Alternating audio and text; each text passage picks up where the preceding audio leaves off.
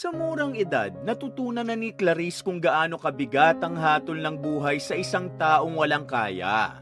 At ang masakit pa ron, ang inakala niyang tutulong sa kanila ng kanyang ina na sariling mga kadugo pa ay ang mga taong magpapahirap palalo sa kanilang buhay. Masakit isipin na kamag-anak pa mismo ang mangmamata sa kanila at magkakaroon ng tila kakayahan na apakan sila dahil lang sa utang na loob. Na kung tutuusin, pakiramdam ni Clarice ay sobra-sobra pang kabayaran nila ng kanyang ina sa utang ang mga nararanasan nilang pamamahiya, pagmamalupit at pangmamata na araw-araw nilang tinitiis sa puder ng kanilang malulupit na kamag-anak. Subalit kahit ganon ay nanahimik lang si Clarice. Kahit madalas ay gusto niya nang lumaban at ipagtanggol ang sarili, pikit mata niyang nilunukan lahat. Nangako siya sa sarili na hindi magtatapos ang kanyang buhay sa pagiging utusan. Dahil doon ay tahimik na unti-unting binabago ni Clarice ang ikot ng kanilang mundo. Nais niyang patunayan sa lahat na darating ang araw na sila naman ang aangat at magagawa niya yon nang hindi niya kailangang tapakan ng kahit na sinong tao. Ako po si Mr. Hope at narito pong muli ang inyong lingkod upang magbigay ng inspirasyon at pag-asa mula sa ating mga kapanapanabik na pambihirang kwentong buhay. Nay, bakit naman ho kina Tita Tess pa tayo hihingi ng tulong? Baka sa boses ni Clarice nataliwas siya sa naging desisyon ng kanyang ina na si Luz. Pinag-uusapan kasi nilang dalawa ng gabing yon kung sino sa kanilang mga kamag-anak ang pwede nilang hinga ng tulong para sa gamutan ng kanyang ina. Lumalala na kasi ang pag-ubo ng kanyang nanay Luz nitong mga nakaraang araw pa. Masakit para kay Clarice na wala siyang magawa dahil kulang na kulang din naman ang perang sinasahod niya bilang dishwasher sa restaurant na pinagtatrabahuhan niya. Huminto muna ang kanyang ina sa pagtitiklop ng damit. Bahagya pa itong umubo sa maliit na panyo na lagi nitong hawak bago siya binatuhan ng tingin. Malamlam ang mga mata ng kanyang ina. Maluhaluwa ito sa walang tigil na kauubo. Kapansin-pansin na rin ang makapal na kumpol ng puting buhok nito dahil na rin sa edad na 56. Bahagyang umiti si Nanay Luz sa kanya kahit alam ni Clarice na pilit lang ang ngiti na yon. Anak, sa ngayon ay wala tayong ibang malalapitan. Nangihinang sambit nito. Paano kung wala? Meron, Nay. Kung gusto niyo ho, ilalakad ko kayo sa mga assistants ng barangay natin. Sagot ni Clarice. Alam mo naman, masyadong matagal ang paglalakad ng ganyan, lalo na rito sa lugar natin. Kung wala kang baker, aamagin na lang ang mga papel na ilalakad mo. Hindi na nakapagsalita si Clarice sa sinabi ng ina dahil may punto naman ito. Hindi nagtagal, napatingin siya sa kamay niya na hinahawakan ng ina. Sa Tita Tess mo, siguradong magsabi lang tayo, tutulungan niya tayo, Clarice. Tutulong nga ho siya, pero ano, Nay, may kapalit ho yun. Angal niya. Ang mahalaga ay hindi niya tayo sisingilin ng kapalit na pera din. Dahil kung pera ang hihingi niyang kabayaran, alam niyang wala tayo nun. Nay, para namang hindi mo kilala si Tita Tess. Sobrang mapagmataas nun. Feeling niya siya ng pinakaangat sa ating lahat. Siguradong tutulong siya para sumbat-sumbatan lang tayo. Nakalimutan niyo na ho ba yung ginawa niya kay Papa? Kapatid niya mismo si Papa pero nung na-ospital, inuna pa talaga niyang gumawa ng kasulatan na sa kanya na ang lupaing minana ni Papa kina Lolo bago siya magbigay ng pera. Hanggang ngayon hindi ko pa rin matanggap na ganong halaga lang ang ibinigay niya kapalit ng lupa. Kahit alam naman po nating pareho na dapat mas malaki pa ang matatanggap natin doon. Pumanaw na't lahat si Papa, talagang wala na siyang binigay kahit 5. Bumababa at taas ang dibdib ni Clarice sa mga binibitiwan niyang salita dahil ganun na lang ang sama ng loob na nararamdaman niya. Clarice anak, wala na tayong ibang malalapitan kung hindi ang Tita Tess mo. Sa ngayon kailangan nating lunukin ang lahat ng pwede nating lunukin dahil walang-wala talaga tayo ngayon. Alam mo naman na may mga gamot akong kailangan na inumin. Wala rin tayong pera para masundan yung check-up ko. Naiiyak na si Clarice ng mga sandaling yon dahil alam niyang wala na nga silang magagawa sa ngayon kung hindi ang humingi ng tulong sa tiyahin niyang nakakaangat sa buhay. Kahit alam niyang makakatanggap sila ng pangmamaliit mula sa tita Tess niya, wala na siyang magawa kung hindi ang sumang-ayon sa ina. Tama naman kasi ang sinabi ni Nanay Luz niya. Kapos na kapos sila. Pasensya ka na anak ha. Alam kong hindi mo talaga gusto to. Kung hindi lang nagkasakit ang papa mo at namatay na lang siya bigla, hindi naman tayo maghihirap ng ganito eh. Hindi sana tayo mababaon sa utang. Hindi sana tayo nakatira sa sira-sirang paupahan na to. Tapos ngayon, may sakit na rin ako. Alam kong ikaw ang nahihirapan. Dahil kailangan mo magtrabaho ng 2 hanggang 3 trabaho para lang may panggastos tayo sa araw-araw. Na kung tutuusin, dapat nag-aaral ka na ng kolehiyo. Napaiwas ng tingin si Clarice sa ina dahil ayaw niyang makita ng matanda ang namumuong luha sa kanyang mga mata. Totoo na nahihirapan siya dahil kinailangan niyang huminto sa pag-aaral. Isang bagay na gustong-gusto niya sanang gawin dahil yun na lang sana ang maipagmamalaki niya. Ngunit hindi. Kailangan niyang tumigil para unahin ang trabaho nang sa ganun ay hindi sila mamatay sa gutom na parehong dilat ang mga mata. Huwag na ho nating isipin yun, Nay. Lahat naman po ito ay pansamantala lang. Alam kong darating yung araw na giginhawa rin ho ang buhay natin. Kaya nga ho, nagsusumikap ako sa pagtatrabaho eh. Dahil hindi ho ako papayag na hanggang dito na lang tayo. Binigyan pa ni Clarice ang kanyang ina ng bahagyang ngiti. Hayaan mo, hindi mo naman ako kailangang samahan bukas sa bahay ng tita Tess mo. Kaya ko namang mag-isa to. Ako na lang ang haharap sa kanya ng mag-isa. Mabilis na umiling si Clarice. Hindi ho, Nay. Sasamahan ko ho kayo. Gusto ko ho kayong samahan. Napaubo pa muna ang kanyang ina bago siya tanungin. Sigurado ka ba dyan, Clarice? Opo, Nay. Hapon pa naman ho ang pasok ko sa restaurant ko eh. Kaya sasamahan ko ho kayo. Sige, anak. At muling napaubo na naman ang kanyang ina. Kaya naman bahagyang hinagod ni Clarice ang likod ng matanda. Nagpahinga na ho kayo, Nay. Ako na ho ang bahalang tumapos nito mga tiklupi na to. Naku, wag na. Kagagaling mo lang sa trabaho mo. Alam kong pagod ka. Ikaw ang dapat na magpahinga. Hindi ho, Nay. Simpleng tiklupin lang naman ho ito eh. Kayang-kaya ko na ho. Halika na ho at ihahatid ko na kayo sa kwarto. Alam ni Clarice na aangal pa ang kanyang ina sa alok niya, kaya naman hindi niya na hinintay pa ito na magsalita at inalalaya niya na agad ang matandang makatayo. Buti na lang at sumang-ayon na rin ang nanay niya kaya naihatid niya na ito sa kwarto. Kinaumagahan, maaga na ngang pumunta ang mag-ina sa bahay ng kanilang kamag-anak na si Tess. Pagbukas ng gate ng bahay, sumalubong na agad ang nakataas na kilay ng ginang. Itim na itim ang kulay ng buhok nito. Itim na itim ang kulay ng buhok ng ginang at maayos din ang pagkakakulot no na para bang gumagastos sa lagay ito ng malaki para lang maalagaan ang kulot nitong buhok. Mapupula rin ang pintura sa kuko ni Tess at kapansin-pansin din ang gintong alahas na nakasabit sa leeg nito. Aba, at ano naman kaya ang kailangan nyo mag-ina at napadpad kayo rito sa mansyon ko? Matinis ang boses ng tita Tess niya. Tila pinaririnig pa sa kapitbahay ang salitang mansyon. Tess, gusto sana kitang makausap eh.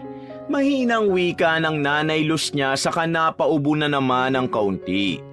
Ibinuka ni tita Tess niya ang malaking pamaypay na hawak nito, saka pinaypayan ng ilang beses ang sarili bago bahagyang umismid.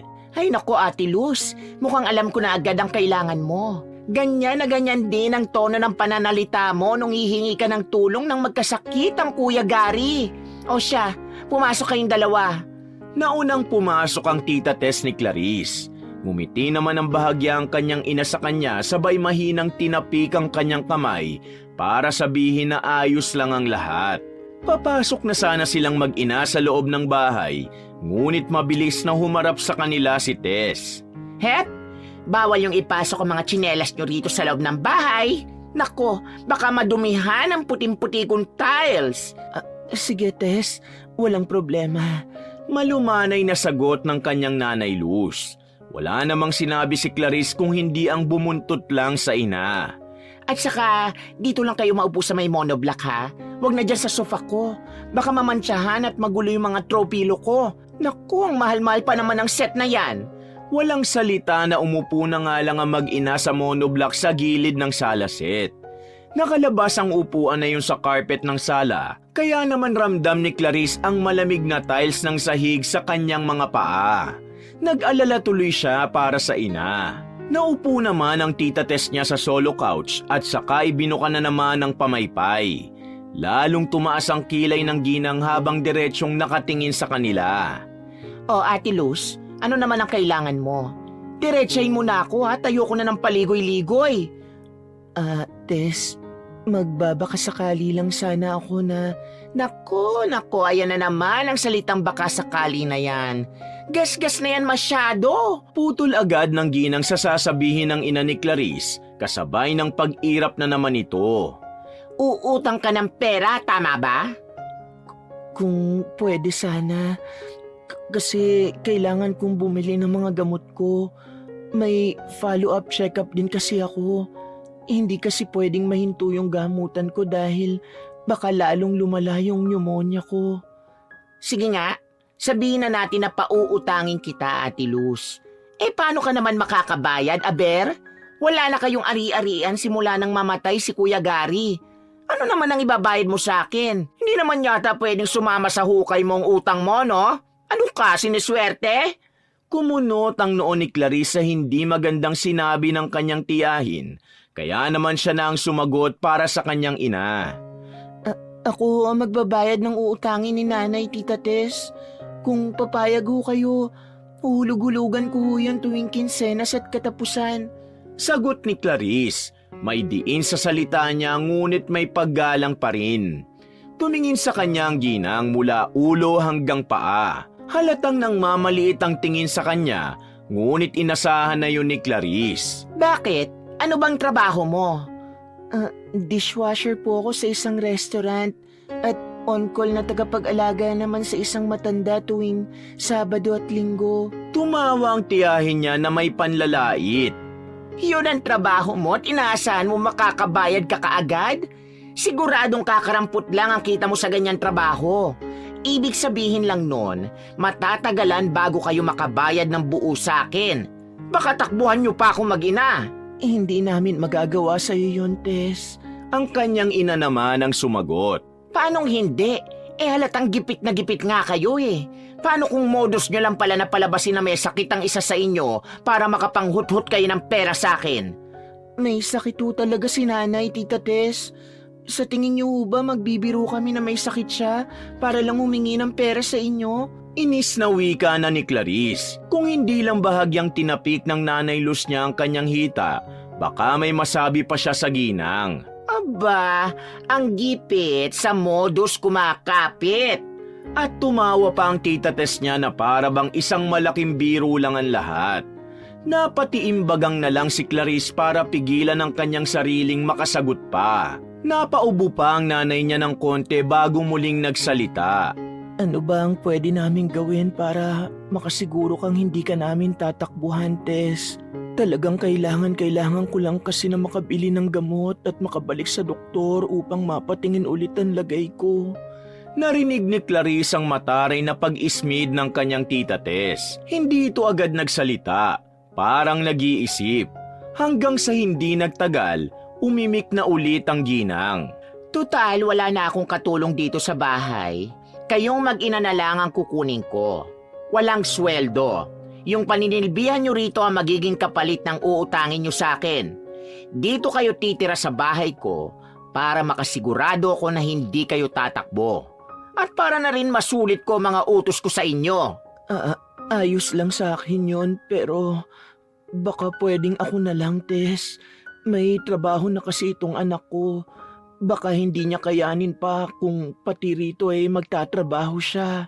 Sa isip-isip ni Clarice, gusto niyang pigilan ng ina na sumang-ayon sa sinabi ng kanyang tiyahin. Halata naman kasi nalalamangan na naman sila nito gaya ng ginawa nito noon sa lupa ng kanyang ama. Ngunit hindi niya magawang sumabat dahil alam niyang hindi yun magugustuhan ng ina. Ay hindi pwedeng ikaw lang. Abalugi ako ha. Tingnan mo nga yung katawan mo. Baka konting utos ko lang pagod ka na agad, Ate Luz. Halatang hindi rin kakayanin ng katawan mo ang mabibigat na gawain. Kaya kailangan, dalawa kayong mag-ina na maninilbihan dito sa bahay ko. Pero paano ang trabaho ng anak ko? Eh di tapusin niya na muna ang lahat ng iuutos ko bago siya pumasok sa trabaho niya. Hindi ko naman siya pinagbabawalang magtrabaho Siya ang gagawa ng mabibigat na trabaho na hindi mo kaya. Ganun lang. Nang sa ganon, masulit ko ang ipapautang ko sa inyo. Ano, ayaw nyo ba? Naramdaman ni Clarice na binatuhan siya ng tingin ng ina. Siguradong hinihintay nito ang magiging kasagutan niya. Doon ay bahagya siyang ngumiti sa ina bago ibinalik ang tingin sa kanyang tiyahin. Sige ho, tita. Wala hong problema.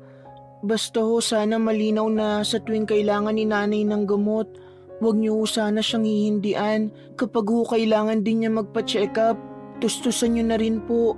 Wala naman po pala kaming matatanggap na sahod Akala ni Clarice ay may matatanggap siyang matinong sagot mula sa kanyang tiyahin. Ngunit isang nakakalokong ngisi lang ang sinagot ng tita Tess niya bago ito tumayo. Hihintayin ko na lang kayo bukas na umaga. Agahan nyo dahil marami akong naipon na labada. Malinaw ba? Oo, Tess. Makakaasa ka. Aalis na sana ang tiyahin niya, ngunit tumayo si Clarice para magsalita. Teka ho, paano ho yung gamot ni nanay?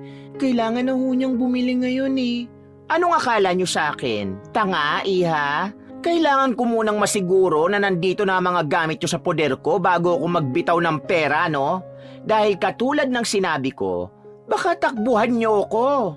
Hala sige, umalis na kayo mag-ina. Baka mamaya dito pa kayo kumain ng almusal Napailing na lang si Clarice sa mga sinabi ng tiyahin niya bago ito tuluyang tumalikod. Pagka-uwi nila sa bahay, mas pinili ni Clarice na hindi na muna nila pag-usapan ng ina ang lahat ng nangyari at nagpa siya na pumasok na lang ng maaga sa trabaho. Umalis na siya at hindi nagtagal ay nakarating na siya sa kanyang pupuntahan. Oh, ang aga mo yata, Clarissa.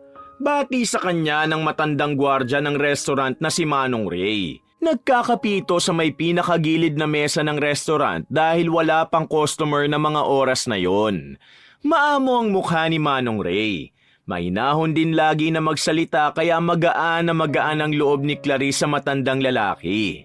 Sa edad na 55, hindi gaanong halata ang katandaan nito. Marahil ay dahil palangiti ang matanda. Dahil maaga pa nga at hindi pa naman oras ng shift niya sa trabaho, nakiupo siya sa tabi ni Manong Ray. Inalok siya ng matanda ng biskwit na hindi naman niya tinanggihan dahil hindi pa siya kumakain ng almusal. Salamat ho rito sa biskwit, Manong Ray. Sige lang, kumain ka lang, iha. Siya ka pala. Kumusta ang lagay ng nanay mo? Tanong ng matanda sa kanya bago uminom ng kape. Makakainom na ho ulit siya ng gamot. Saka makakabalik na siya sa ospital para sa follow-up check-up dahil may mahihiraman na ho kami ng pera. Mahinang sagot lang ni Clarice. Oh, ay magandang balita yan. Pero bakit parang hindi ka naman masaya? Mapait nang umiti si Clarice. Paano naman ho ako magiging masaya, Manong Ray, kung yung tutulong po sa amin ni nanay ay yung mata pobre ho naming kamag-anak?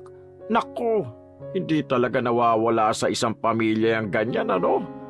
Opo, ang malala pa ho ron, pakiramdam ko, sasamantalayin niya po yung kagipitan namin ngayon ni nanay para lang lamangan kami. Bakit ho kaya ganun, Manong Ray? Magkakapamilya naman kami. Nakakaangat din naman sila sa buhay. Hindi po ba pwedeng tumulong sila ng bukal sa loob? Yung wala na ho sanang marami pang sinasabi. Yung walang hinihinging kapalit. Nakakalungkot lang ho. Mababakas talaga sa boses ni Clarice ang kalungkutan. Napakaganda ng sinabi mo. Naku, sana nga mas maraming ganong klase ng tao. Pero sa ngayon, mahirap na.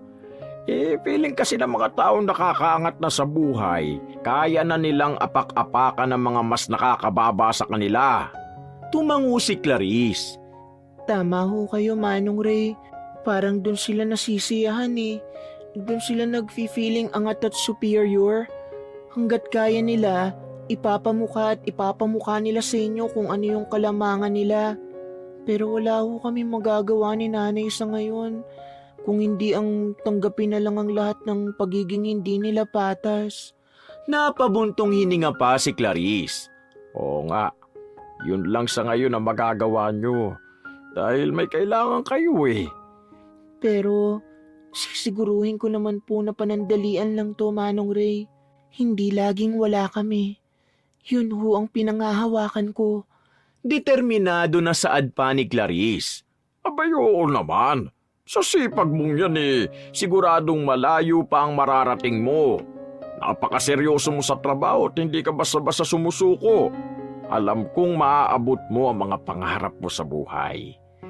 Yun po talaga ang sisiguraduhin kong mangyari, Manong Ray. Hindi ho ako papayag na hanggang dito lang kami ni nanay. Iaahon ko po siya sa hirap. Ay, susuportahan kita dyan, Clarice. Isang marahang tapik pa ang natanggap ni Clarice mula sa matandang lalaki na ikinangiti naman niya. Salamat ho, Manong Ray. Dumating na nga ang araw ng paglipat nilang mag-ina sa bahay ng tita Tess niya. Kung noong una ay ang ginang lang ang naabutan nila sa malaking bahay nito, ngayon naman ay nandun na ang nag-iisang anak ni Tess na si Hugo, na pinsan ni Clarice. Matanda ito sa kanya ng 5 taon, kaya kahit siya dapat ang tatawagin nitong ate, bilang pagbibigay galang ay Kuya Hugo pa rin ang tawag niya rito. Malaki ang katawan ng binata, ngunit saksakan ito ng pagkabatugan. Wala rin itong trabaho sa edad na 30 at nakaasa pa rin sa pera ng ina. Nadatnan nilang mag-ina ang binata na nakahiga sa sofa habang naglalaro ng mobile game sa cellphone. Oo, Tay, yung mga tsinelas nyo, huwag niyong kalimutang hubarin. Paalala na naman sa kanila ng ginang. Sakto naman pala mang dating nila Changlus eh. Pwede ba magluto na kayo ng tanghalian? Gutom na ako eh. Wika ng binata na sinulyapan lang sila ng mabilis bago ibinalik na ulit ang atensyon sa paglalaro. Oh, narinig nyo naman siguro yon, no? Magluto na kayo mamaya ng tanghalian. Pero ngayon, ituturo ko muna sa inyo yung magiging kwarto nyo. Hali kayo, sumunod kayo. Sumunod na lang silang mag-ina. Dinala sila ni Tess sa isang masikip na pasilyo malapit sa may banyo ng kusina at doon ay may binuksan itong pinto. Isang maliit na kwartong bumungad sa kanila na may tambak ng mga kahon. Ito ang magiging kwarto nyong dalawa. Kayo na ang bahala na maglinis dyan, ha? Naku, pasalamat kayo at may libre pa kayong pakwarto rito sa bahay. Di hindi nyo na kailangan mangupahan. Ay nako, ano na lang ang mangyayari sa inyo kung wala ako natutulong sa inyo? O siya, mamaya nyo na linisin to. Ibaba nyo na lang muna yung mga gamit nyo tapos magluto na kayo ng tanghalian namin ni Hugo. Utos sa kanila ni Tess bago ito tuluyang lumabas. Napatingin na lang si Clarice sa kanyang ina nang umiti lang sa kanya ng bahagya, ngunit alam niyang pilit lang yon. Ako na ho ang maglilinis dito, Nay. Baka lalo lang lumala yung ubo nyo dahil sa alikabok eh. Tapos kayo na lang ho muna magluto ng tanghalian ni na Tita Tess. Susunod na lang ho ako pagkatapos ko rito. Sigurado ka ba, anak? Kaya mo na to ng mag-isa? Nag-aalalang tanong ng nanay niya sa kanya. Tumango naman si Clarice. Oo naman po, kayang-kaya ko na to. Nang lumabas na ang kanyang ina, muling napatingin si Clarice sa paligid. Sobrang liit ng kwarto. May papag na walang kama at karamihan talaga ay puro mga kahon ang nakalagay na punong-puno na ng alikabok. Isang malakas na buntong hininga tuloy ang pinakawalan ni Clarice bago siya nagsimula ng maglinis. Nang sumapit ang tanghalian, Buong akala ng mag-ina ay aayain din silang kumain ni Tess matapos nilang makapaghain. Ngunit hindi ganoon ang nangyari. Naunang umupo si Tess sa lamesa habang tinitingnan isa-isa ang mga nilutong ulam ng kanyang nanay Luz bago nito tinawag ang anak na nakahiga pa rin sa sofa. Yugo, bumangon ka na dyan at kumain na tayo rito. Bilisan mo. Ay, sa wakas naman at makakakain na rin. Gutom na talaga ako eh. Wow! Salamat naman at makakakain na ako ng totoong ulam. Di kasi marunong magluto tong si mama eh, simula nung lumayas yung katulong namin dati. Aba, puro pa-deliver na lang ang pagkain namin. Puro prito pa yung iba. Parang ilang linggong hindi nakakain ang lalaki dahil todo-todo itong kumuha ng kanin at ulam na halos gabundok na sa plato nito.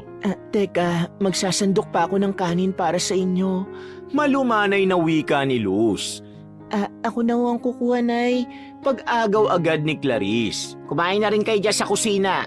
Magbukas na lang kayo ng sardinas. Masyadong mahal ang karne. Kailangan umabot pa itong kaldereta na tumamayang gabi kaya magdilata na lang kayo. Pahabol na sabi ni Tita Tess niya. Hindi mapigilan ni Clarice na mapahinto at batuhan ang tingin ng tiyahin. Ngunit nang makita niyang abala na ito sa pagkain, hinawakan na lang ng kanyang ina ang kamay niya at hinila na papasok ng kusina. Halatang pinipigilan siya na makapagsalita pa. Masarap naman ang sardinas, anak. Hayaan mo na. Sabi sa kanya ng ina nang makapasok na sila sa kusina. Hayaan niyo ho. Mag-uuwi na lang ho ako ng ulam mamaya galing sa restaurant. Mabait naman ho yung boss ko eh. Siguradong magbibigay siya kapag may tira. Sabay na lang ho tayong kumain ng hapunan mamaya ha. Ngumiti pa si Clarice sa ina kahit ang totoo, marami pa siyang gustong sabihin.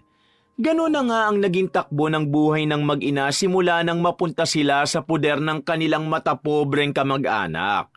Hindi sila kasalo sa pagkain sa bahay. Madalas na tuloy na delata na ang ulam nila. Kaya naman talagang nagtsatsaga si Clarice na umuwi ng late para lang makakuha ng tirang ulam sa restaurant na pinagtatrabahuhan niya. Mabuti na lang din at mabait ang chef at amo niya ron. Kaya mas lalong nagsusumikap si Clarice para hindi na sila magtagal pa ng kanyang nanay Luz sa bahay ng kanyang tita Tess. Oh, parang nagmamadali ka yata, Clarice. Pansin sa kanya ni Manong Ray habang minamadali niyang ayusin ang mga bangko ng restaurant. Emergency kasi, Manong. Bigla akong tinawagan ng anak ng matandang babae na inaalagaan ko tuwing weekend. May biglaan daw kasi siyang out-of-town meeting. Kaya pinakiusapan niya ako na baka pwedeng maagahan ko ang pagbabantay sa mama niya ngayong Biyernes ng gabi. Sabado na rin naman daw kasi bukas. Pumayag na ho kayo at sayang din yung extra nakikitain. Ay, kung ganon, halat tutulungan na rin kita. Ay ako na magmamap nitong sahig. Sambit ni Manong Ray. Nakakaya naman ho, Manong Ray. Hindi niyo naman ho trabaho yan eh. Ano ka ba? Ayos lang. Maaga pa naman eh. Wala naman sigurong magtatangka na magnakaw ng ganitong oras dito. At tumawa pa ang matanda bago nagsimula ng magmap ng sahig. Salamat ho talaga, Manong. Wala yun. Eh siya nga pala, matagal ka nang nagbabantay dun sa matandang inaalagaan mo ngayon, no? Opo, may demensya ho kasi yung mama ni Ma'am Dayan. Eh, paano ka pala nauwi sa pagbabantay sa matandang yun? Nagsisimba ho ako noon nung may lumapit sa aking matanda. Yun na nga ho, si Doña Minda, nanay ni Ma'am Dayan. Pinagkamalan ho ako na ako si Ma'am Dayan dahil kahawig ko raw kasi siya nung bata pa siya. Malapit ho sa akin si Doña Minda. Panatag siya na ako ang kasama niya dahil akala niya nga ho ako yung anak niya. Kaya nakiusap sa akin si Ma'am Dayan na kung pwede, ako na lang ang kunin niyang tagapag-alaga ni Doña Minda. Kasi sumubok na raw siyang kumuha ng mag-aalaga pero talagang nagwawala raw ang mama niya. Kasi hindi pamilyar sa kanya yung mga caregiver eh. Pumayag naman ho ako kasi malaki rin yung sahod. Sa totoo nga ho, sobrang bait ni Ma'am Dayan kasi pumayag siya na tuwing weekends lang ako magbabantay. Work from home din kasi siya, Manong. Kaya tuwing weekdays, siyang nagbabantay sa mama niya. Tapos Sabado at Linggo, yun naman ang pahinga niya kaya hinire niya ako. Mahabang kwento niya. Aba kung ganun, bilisan na nga natin natapusin tong linisan na to para naman makaalis ka na at makapagbantay ka na. Napangiti si Clarice sa matanda. Salamat ho talaga, Manong Ray. Wala yun. Basta wag mo akong kakalimutan kapag naging successful ka na ha. Nakangiting banggit ni Manong Ray. Sana nga ho, Manong Ray. Sana ho talagang dumating ang araw na yon. Abay oo naman. Hindi malabo yun. Katulad nga ng lagi kong sinasabi sa'yo, sa sobrang sipag mong yan, malayo pa ang mararating mo. Isa talaga ang mga katagang yun sa gustong-gustong marinig ni Clarice. Para kasi yung driving force niya na nagbibigay sa kanya ng lakas para magpatuloy pa. Alam niya sa sarili niyang hindi talaga siya titigil hanggat hindi niya nababago ang buhay nilang mag-ina. Tinawagan na lang ni Clarice ang kanyang ina para ipaalam na hindi na siya makakauwi at didiretso na siya sa pagbabantay sa matandang inaalagaan niya ng weekend. Sige anak, walang problema yon. Wika ng kanyang ina sa kabilang linya. Aagahan ko na lang ho sa Lunes ang uwi ko, Nay. Siya nga po pala, nakuha niyo po ba yung 500 na inipit ko sa may lamesa dyan ho sa may kwarto natin? Oo anak, nakuha ko. Para saan ba to? Pambili ho ng ulam yan, Nay. Bili na lang ho kayo ng lutong ulam dyan sa may karinderya para naman ho hindi puro delata ang kinakain nyo. Sige anak, siya nga pala, ibinili na ako ng tita Tess mo ng gamot kanina. May tigalawang banig na ako. Tigalawa lang ho ang binili niya? Gulat na tanong ni Clarice. Hindi naman ho yun ang usapan, di ba? Sabi niya ho, sasagutin niya lahat ng gamot niyo. Ibig sabihin, dapat katumbas ho yun ng 1 buwan. Bakit naman ho tigalawang banig lang? Ang sabi naman niya, saka na siya bibili ng marami kapag nakapagpa-check up na ako. Kailan ho ba ang check up niyo? Bukas, sasamahan niya ako magpa-check up. Sige ho, mabuti naman ho kung ganun. Tatawag na lang ho ulit ako sa inyo bukas para makibalita ha. I-off ko na po rin itong tawag natin dahil maghahanda na po ako ng gatas at biskwit ni Doña Minda. Siguradong magugutom na ho yun maya-maya eh. Paalam niya na. Sige anak, mag-iingat ka. Kayo rin ho, magpahinga na ho kayo. At doon na nga tuluyang natapos ang tawag. Isang buntong hininga na naman ang pinakawala ni Clarice. Nang sumapit ang umaga ng Lunes, umuwi na agad si Clarice. Naabutan niya ang inang naghahain ng almusal ng tita Tess niya at ng anak nito. Aba, at bakit ngayon ka lang umuwi? Taas ang kilay na tanong ng kanyang tita Tess sa kanya habang humihigop ito ng kape. Tess, di ba sabi ko sa'yo, may trabaho ang anak ko. May trabaho siya tuwing Sabado at Linggo. Ang kanyang ina nang sumagot para sa kanya. Ay sus, trabaho. At naniwala ka naman sa paalam niyang anak mo, Ate Luz. Siguradong nakikipag-live-in na yan sa boyfriend yan. Ginagawa niya lang na dahilan ng trabaho niya. Sabat ng tita niya. Doon na nga hindi napigilan ni Clarice ang sumagot, ngunit may paggalang pa rin. Galing ho talaga ako sa trabaho, tita. At saka wala ho akong boyfriend. Pagtatanggol niya sa sarili. Asus, walang boyfriend. Malabo yan. Baka bukas makalawa, buntis ka na ha? Hindi ho mangyayari yun. Sagot pa niyang muli. Abay dapat lang. At sa hirap ng buhay niyo mag-ina, dapat lang na hindi na kayo magdagdag pa ng isa pang palamunin. Kaya ikaw, Clarice nako, wag puro panlalalaki ang atupagin mo. Sino naman kaya ang matinong babae na aabuti ng ilang araw na walang uwi? Duda talaga ako na sa trabaho ka talaga nagpupunta eh. Baka nakikipag-date-date ka lang dyan sa tabi-tabi. Gusto pa sanang sumagot ni Clarice sa mga sinasabi ng tiyahin niya. Ngunit nagsalita bigla ang pinsan niyang si Yugo na halos punong-puno ang bibig ng kinakain na hotdog. Tiyan nga pala ma, buti nabanggit mo yung date na yan. May date kami ni Bianca mamayang gabi. Baka pwedeng humingi ng 3,000. Ay nako, 3,000 para sa isang date? Nako, 1,000 lang ibibigay ko sa'yo, Yugo. 1,000? Ano naman? Saan naabot yung 1,000 na yan sa panahon ngayon? Kulang na kulang pa yan eh. Marami akong gastusin ngayon. Kabibili ko lang ng gamot niyang titalus mo. Rinig na rinig ni Clarice ang diin sa salita ng tita Tess niya nang banggitin nito ang tungkol sa ina. Nagpa-check up pa yan nung nakaraan ha? Aba, gastos ko lahat yon. Dagdag pa ng ginang. Napatiimbagang na lang si Clarice dahil ito na nga ba ang pinupunto niya. Nagsisimula na ang kanyang tiyahin na ipamukha sa kanila ang itinutulong nito na kung tutuusin, may kapalit naman yun. Hindi tuloy maiwasan ni Clarice na batuhan ang tingin ng kanyang ina na nakatayo pa rin sa gilid ng hapagkainan. Malamlam itong ngumiti na parang nahihiya. Nasasaktan tuloy si Clarice sa kanyang nakikita. Yun na nga ang hirap, May. Natutulungan mo ang ibang tao eh. Siyempre dapat ako rin na uni ko iyo mo. Bigyan mo na ako ng pera, ma. Kailangan ko magpa-impress kay Bianca eh. Pamimilit pa ni Hugo. Hindi nga pwede. 1,000 lang ang ibibigay ko sa'yo. At saka, may session kami ng mahjong ng mga amiga ko bukas ng gabi dito sa bahay. Kaya kailangan ko ng pera. Hindi kita mabibigyan ng 3,000. Inis na sagot ng ginang sa anak. Nakakainis naman eh. Pupurnada pa yata ang date namin ni Bianca. Nagdabog pa ang binata kung saan ay ibinagsak pa nito ang kamay sa lamesa. Saka marahas na tumayo at iniwan ang pagkain. Oh, tignan nyo. Hindi ko tuloy mabigyan ng perang anak ko dahil mas inuuna ko ang gamot at check-up na yan. Ay naku talaga. Pagpaparinig pa ng tiyahin niya sa kanilang mag-ina. Tita, sabi ni Mama, tigalawang banig lang ho ang binili niyong gamot kay Mama nung nakaraan. Hindi pa po yun naabot ng 1 linggo kung ganun lang ho yung dami ng binili niyo.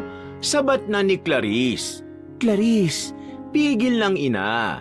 Pinagtaasan siya ng kilay ng tita Tess niya. Aba, hindi naman ako tumatay ng pera, no? pero ang usapan ho natin, ibibili niyo ho siya ng gamot na sapat sa pangangailangan niya kapalit ng paninilbihan namin dito. Masyado kang mag-isip ha, Clarice? Ang galing mo naman palang magbilang.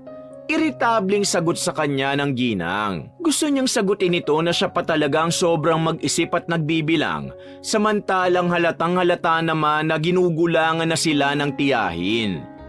Pagpasensya mo nang sinabi ng anak ko, Tess. Baka pagod lang yan sa trabaho. Paghingi ng paumanhin ng nanay niya. Gusto niyang sawayin ng ina dahil alam niya sa sarili niya na wala namang mali sa kanyang sinabi. Ngunit hindi na siya nakalaban pa dahil nagbunga nga na ang tita Tess niya. Aba, pagsabihan mo yung anak mo, Ate Luz, ha? Hindi basta-basta ang halaga ng gamot ngayon. Ako na nga ito nagmamagandang loob na tustusan ng gamot at check-up mo, tapos yan pa ang isusumbat ng anak mo sa akin? Hindi na naman napigilan ni Clarice ang sumagot, subalit may paggalang pa rin. Hindi ko naman ho kayo sinusumbatan, tita. Gusto ko lang ho sana na maging patas kayo at tumutupad kayo sa pinag-usapan tungkol sa pagbili ng gamot ni nanay. Lalo na ho at sumusunod din naman ho kami sa lahat ng utos nyo. Iritabling tumayo ang tiyahin niya at hinarap siya. Alam mo, Clarice, wala kong oras na makipagtalo sa'yo. Kaya sige, palalagpasin ko na lang itong mga pinagsasabi mo sa akin ngayon, ha? Kahit ang dating sa akin ito, wala kang utang na loob. My gosh! Ayoko magpaka-stress sa inyo mag-ina, no? Kailangan ko pang magpakondisyon para bukas sa session namin ng mga amiga ko. Kaya bukas, no? Agahan yung magising, ha? At kailangan yung maglinis ng bahay. Tumalikod na nga ang tiyahin niya sa kanila, ngunit habang paakyat ito sa hagdan ay naririnig niya pa ang bulong ng ginang. Kung sino pa yung may kailangan, sila pa matatapang. Mga wala talagang utang na loob. Nagpakawala na lang ng isang malalim na buntong hininga si Clarice. Nang batuhan niya ng tingin ng kanyang nanay Luz, napapailing-iling na lang ito habang inaayos ang pinagkainan ng mag-ina. Walang salita siyang tumulong na lang sa pagliligpit. Hindi rin naman nagsasalita ang kanyang ina sa kanya, kaya hinayaan niya na lang ito. Sa kusina, inagaw na ni Clarice ang paghuhugas ng pinggan.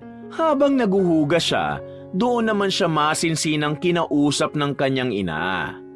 Hindi ko nagustuhan ng pagsagot-sagot mo sa tita Tess mo, Clarice. Malumanay na wika ng kanyang ina.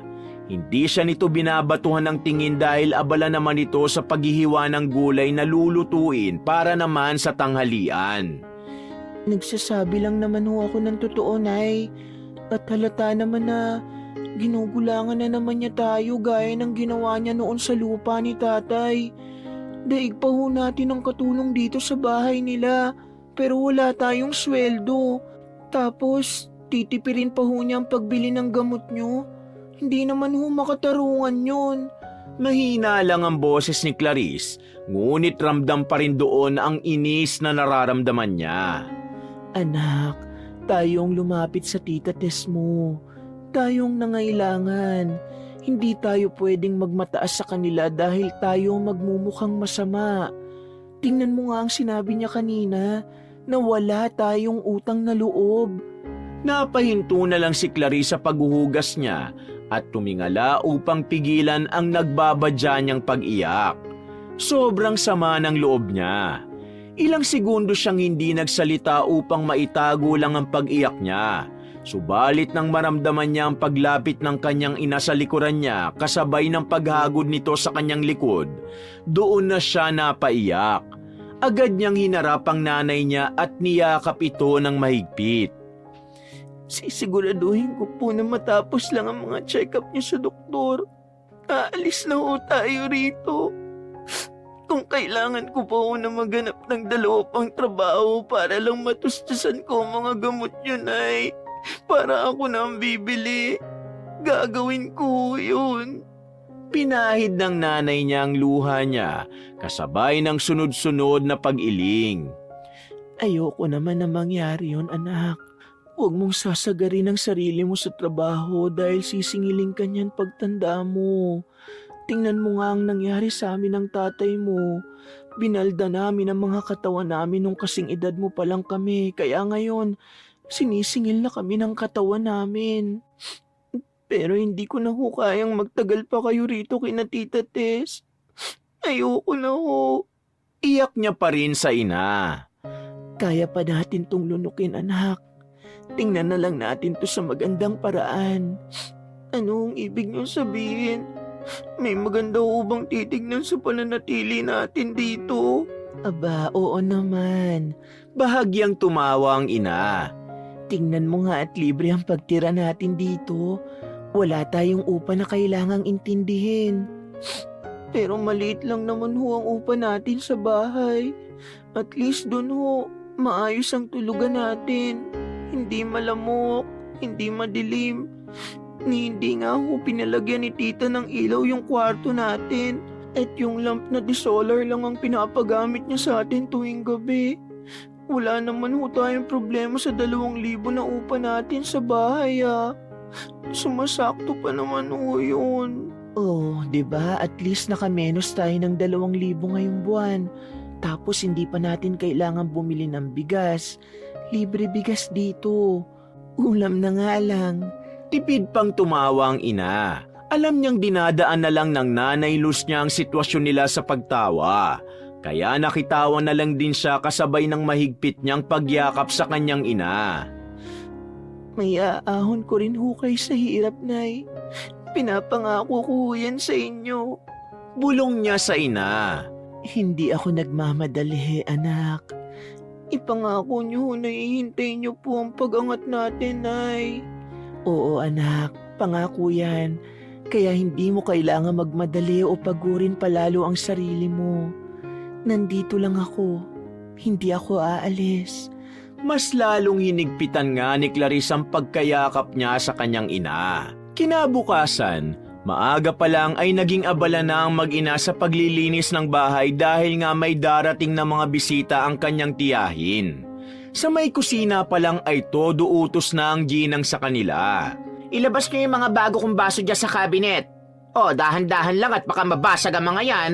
Sobrang mahal pa naman yan, nako. Tsaka yung mga sosyal kong gintong kutsara at tinidor. Ilabas mo na rin, Clarice.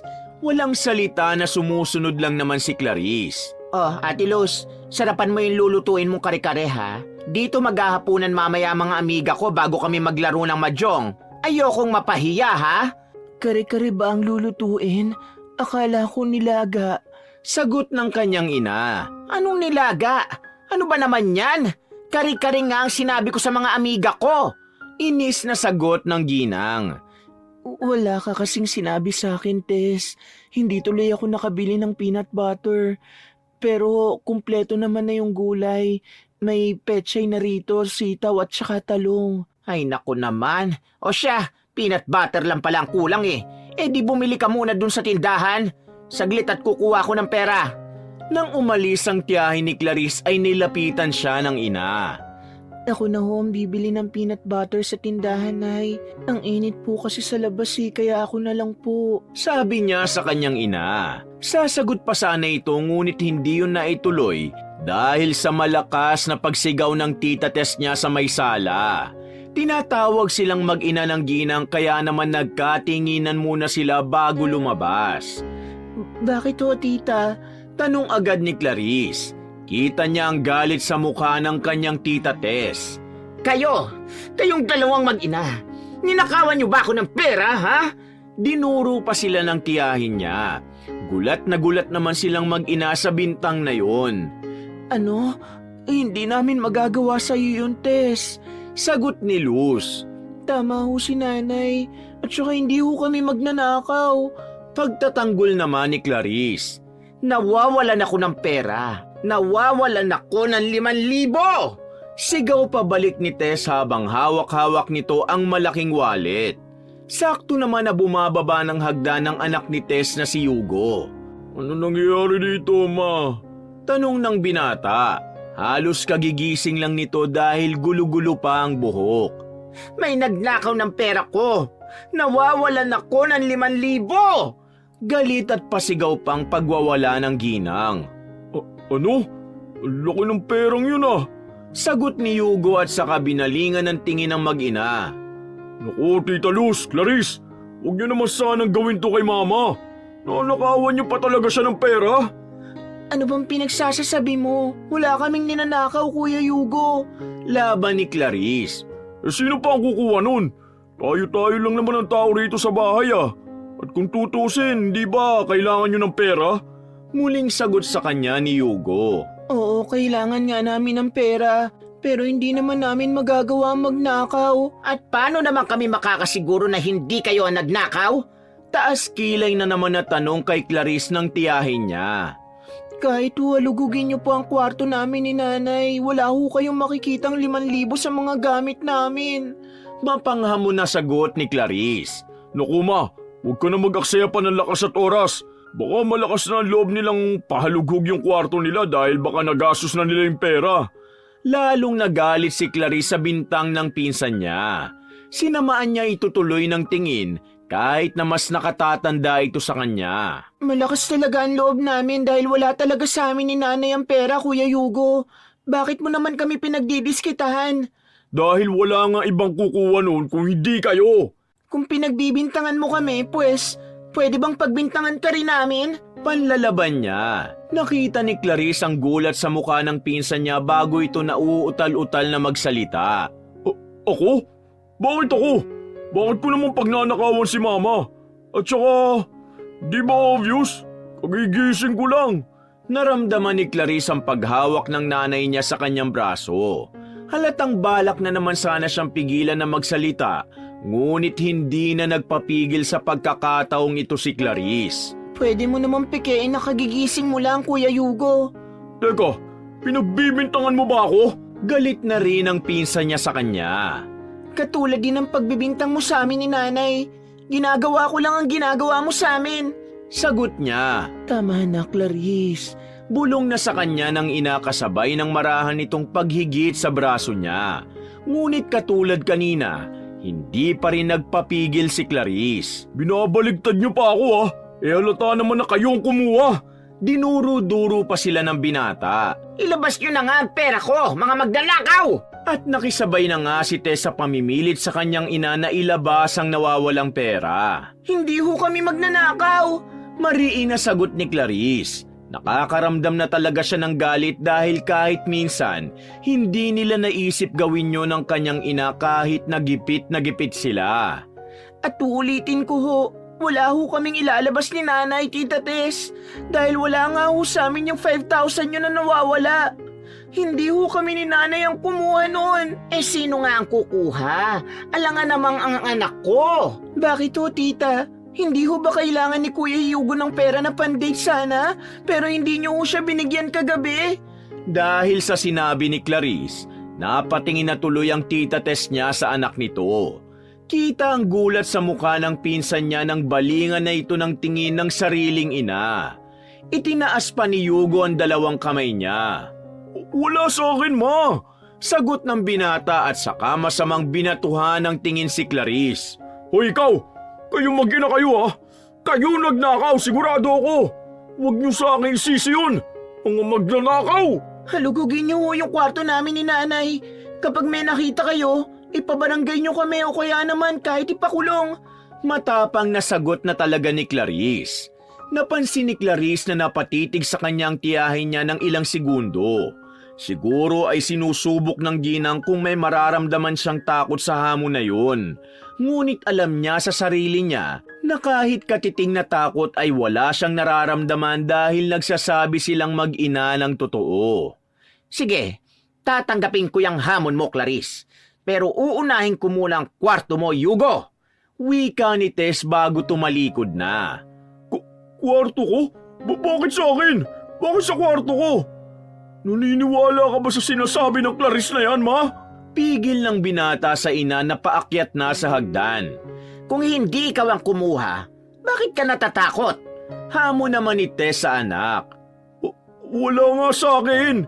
Sila ang kumuha. Mapapatunayan natin kung sino talaga ang kumuha kapag pareho ko nang nahalughog ang kwarto nyo. Pero ngayon, yung sayo muna ang uunahin ko. Kahit ano pang pigil ang gawin ng binata at kahit ano pang pagturo ang gawin niya sa mag-ina, nagpatuloy pa rin ang ginang na pumasok sa kwarto ng anak. Sumunod naman si Clarice at ang nanay Luz niya para tingnan ang gagawing paghalughog ni Tess sa kwartong yon. Gusto sanang tumulong ni Clarice sa paghalughog, ngunit hinayaan na lang niya na ang tiyahin niya ang gumawa nun dahil baka isipin pa ng mga ito na plinanta lang niya ang pera sa kwarto ng pinsan upang lumabas na ito ang nagnakaw. Kahit anong gawin mong paghalughog dyan, ma, wala kang makikita. Hindi akong kumuha ng pera mo. Siguradong yan mag-ina na yan ang kumuha. Patuloy pa rin ang pagsasalita ni Hugo upang pigilan ng ina, ngunit hindi nakikinig si Tess. Binuksan na nito ang mga cabinet at drawer, subalit wala talaga itong nakita. Wala nga, ma. Wala talaga, di ba? Ngunit nang iangat ni Tess ang unan sa kama ng anak, doon na nga tumambad sa kanilang lahat ang 5,000 perang nawawala. Hindi na nakapagsalita ang binata sa mga sandaling yon habang mahigpit naman na naghawak kamay ang mag-ina. Ikaw talagang bata ka? Ikaw pala ang kumuha! Inis na wika ng ginang na dinuro-duro pa ang anak gamit ang pera. Kumamot naman ang ulo ang lalaki. Kasi naman ikaw, May. Hindi mo ako binigyan ng pera. Alam mo naman na may date kami ni Bianca. Ay, sana pala umalis na ako kanina pa lang pagkagising ko eh. Walang iya ka talagang bata ka? Mas lalo kitang hindi bibigyan ng pera dyan sa ginagawa mong yan! Wiset!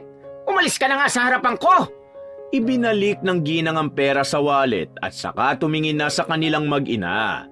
Taas noong tiningnan ni Clarice ang tiyahin. Buong akala niya hihingi man lang ito ng sorry sa kanilang mag-ina sa pamimintang nito, ngunit hindi yun ang nangyari.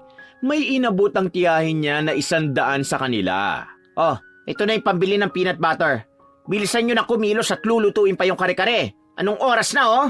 Utos ng ginang na para bang wala lang nangyari.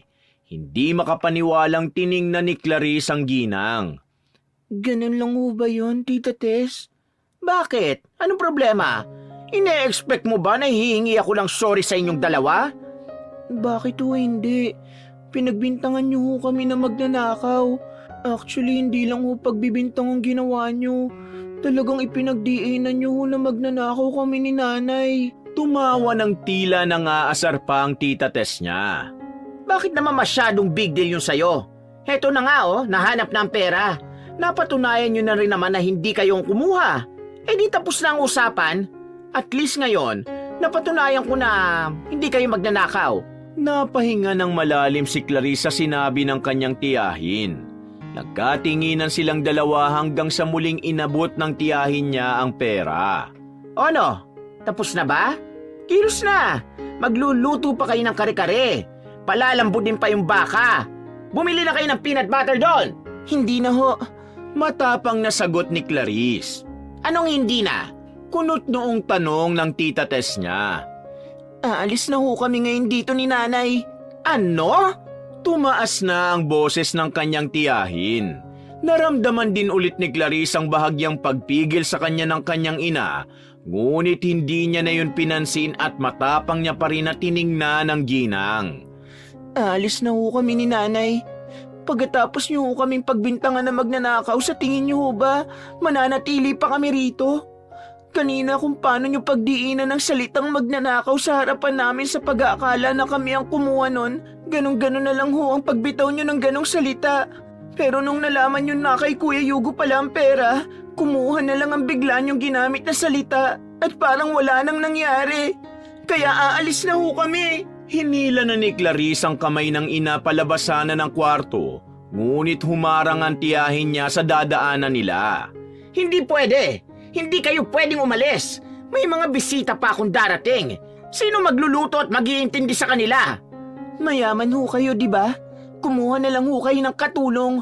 O baka naman kaya kayo inaalisan ng mga kasambahay nyo dahil ganyan ho ang pag-uugali nyo. Aba, tumatapang ka na talaga ha? Ibinili ko na nga ng gamot ang nanay mo at saka pina-check up ko na, ganyan ka pa magsalita sa akin?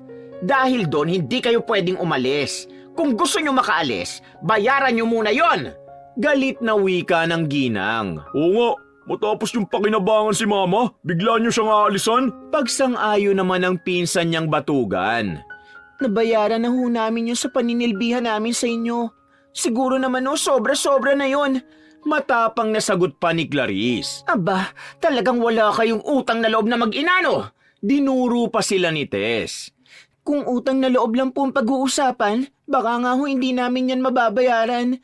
Pero yung tulong ho nyo sa amin para sa gamot at check-up ni nanay, nabayaran na ho namin yun sa pagpayag na maging utusan nyo kami. At kung paninirang puri nyo naman ho sa amin ni nanay na tinawag nyo kami magnanakaw ang pag-uusapan, mababayaran nyo rin ho ba yun? Sa sinagot ni Clarice, doon na hindi nakapagsalita ang tiyahin niya. Masyado ho kayo mapagmataas, tita. Dagdag na saad pa ni Clarice.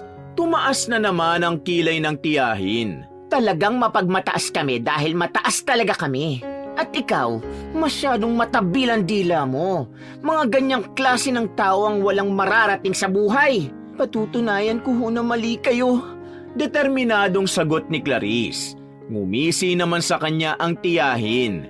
Sa oras na mangailangan ulit kayong mag-ina, sisiguraduhin kong hindi na kayo makakalapit sa akin. Hinding-hindi na!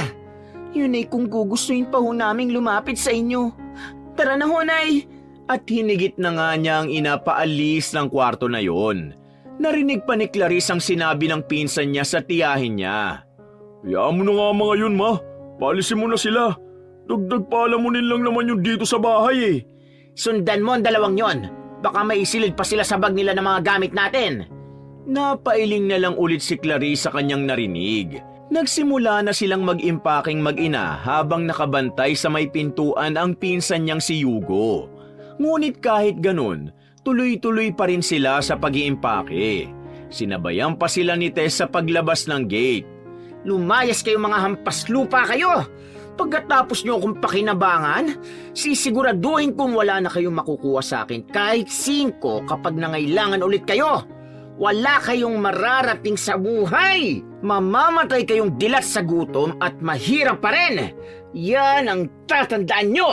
Mabuti na lang at may dumating ng tricycle kaya naman mas pinili ni Clarice na hindi nasagutin pa ang tiyahin at sumakay na roon. Sa loob ay magkahawa kamay silang dalawa ng ina. Paano na tayo ngayon, anak? Mahinang tugon sa kanya ng ina. Ramdam ni Clarice na naiiyak na ang nanay niya, kaya naman binatuhan niya ito ng ngiti. Ako na ho ang bahala, Nay. Huwag na ho kayong mag-alala. Ang mahalaga, nakaalis na tayo sa puder ni Tita Tess. Bata pa naman po ako eh. Kaya pa ng katawan ko na humanap ng trabaho. May paniniguro na sagot ni Clarice.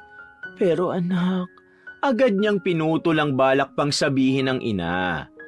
wala ho ba kayong bilib sa akin, Nay? Kakayanin ko ho to. Kakayanin natin to. Mahigpit pang hinawakan ni Clarice ang kamay ng ina. Nang mga sandaling yun, ipinangako niya sa sarili na sa susunod na pagkikita nila ng kanyang tita Tess, sisiguraduhin niya na hindi na siya matatapak-tapakan ito. Napatutunayan niya rito na may mararating siya sa buhay. Yun ang magiging sandalan niya sa pang-araw-araw para mas lalong magsumikap at gawin ang lahat ng makakaya niya. Makaalis lang sila ng kanyang ina sa kahirapan. Nagdoble kayod si Clarice sa pagtatrabaho dahil wala na siyang gusto pang asahan na ibang tao sa patuloy na gamutan ng kanyang ina. Sa umaga'y nagtitinda siya sa kantin ng isang elementary school at pagdating ng hapon ay maglalako naman siya ng mga binalot na ulam sa mga taga-call center na kakilala niya. At pagdating ng gabi, sa restaurant siya pumapasok. Tuwing weekend naman ay nandoon siya sa bahay ng matandang inaalagaan niya. Ramdam ni Clarice ang pagod ng hapon ng Biyernes na yon. Paubos na kasi ang gamot ng nanay niya at sumabay pa ang bayaran nila sa inuupahang bahay. Nilapitan siya ni Manong Ray. Ayos ka lang ba, Clarice? Ayos lang ho, Manong. Ako na magpapatuloy niyang minamap mo. Umupo ka muna at magpahinga dyan. Pilit na inagaw ng matanda ang hawak niyang map, ngunit ayaw niyang ibigay yon. Huwag na ho, Manong. Kaya ko na ho to. Ay hindi, ako na. Parang babagsak ka na anumang oras eh. Maupo ka na muna. Wala nang ang nagawa pa si Clarice, lalo na nang ang matanda na mismo ang nag-alalay sa kanyang maupo. Salamat ho talaga, Manong Ray. Ipapahinga ko lang ho saglitong pa ako. Doble ho kasi yung bilang ng kinuha kong ulam na inilako ko kanina para doble rin ho ang komisyon na kikitain ko. Kaya ngalay na ngalay ho talaga ang pa ako sa pabalik-balik na paglalakad. Kailangan mo ba talaga ng pera?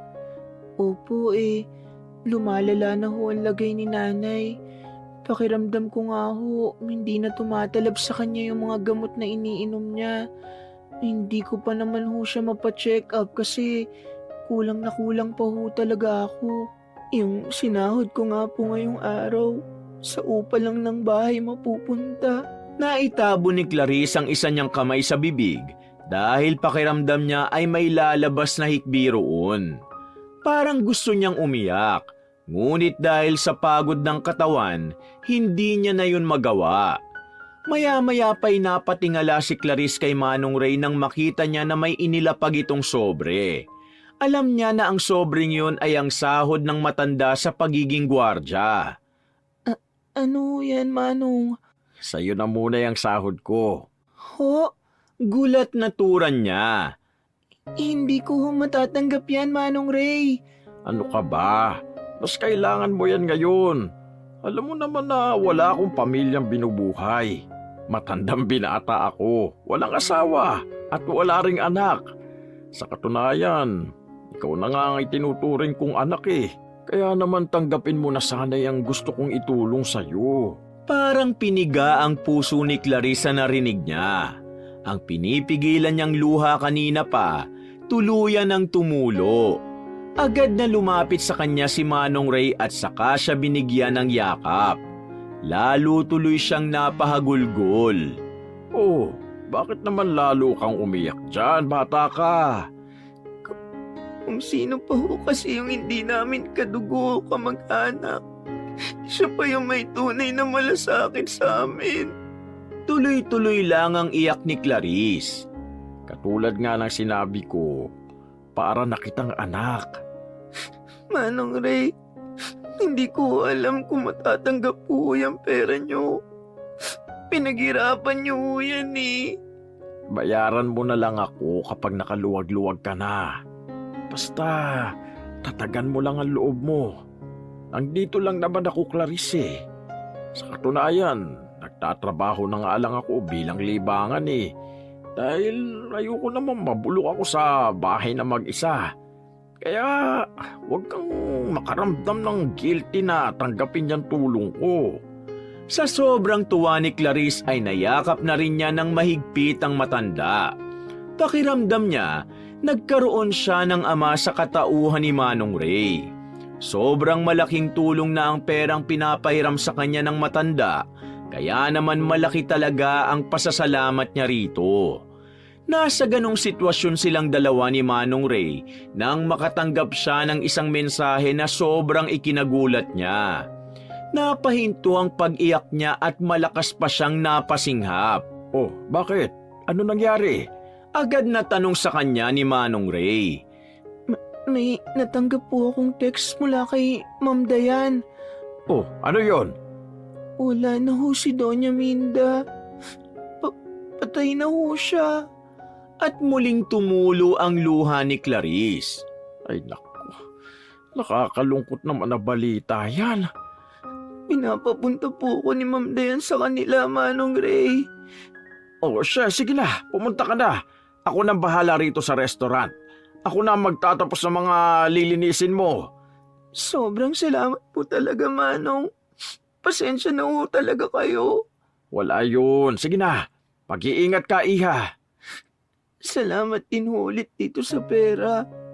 Pangako ho, ibabalik ko ito sa inyo. Doble pa ho, Manong Ray. Aasahan ko yan, ha? Ngumiti pa sa kanya ang matanda. Habang bumabiyahe si Clarice papunta sa bahay ng kanyang amo, nakaramdam siya ng takot. Takot na baka may matanggap din siyang ganong klase ng mensahe na ang laman naman ay ang masamang balita tungkol sa kanyang ina. Parang bumigat ang dibdib niya dahil isa yun sa ayaw niyang mangyari.